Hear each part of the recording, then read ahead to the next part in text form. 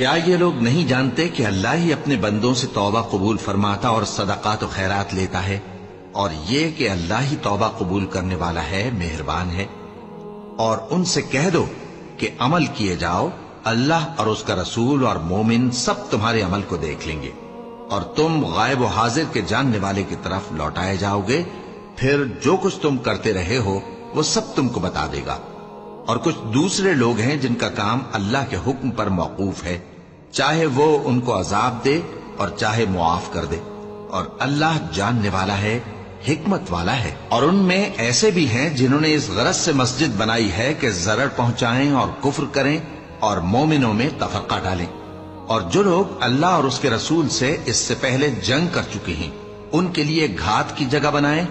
اور قسمیں کھائیں گے کہ ہمارا مقصود تو صرف بھلائی تھا، مگر اللہ گواہی دیتا ہے کہ یہ جھوٹے ہیں۔ تم اس مسجد میں کبھی جا کر کھڑے بھی نہ ہونا، البتہ وہ مسجد جس کی بنیاد پہلے دن سے تقوی پر رکھی گئی ہے اس قابل ہے کہ اس میں جایا اور نماز پڑھایا کرو۔ اس میں ایسے لوگ ہیں جو پاک رہنے کو پسند کرتے ہیں، اور اللہ پاک رہنے والوں کو پسند کرتا ہے۔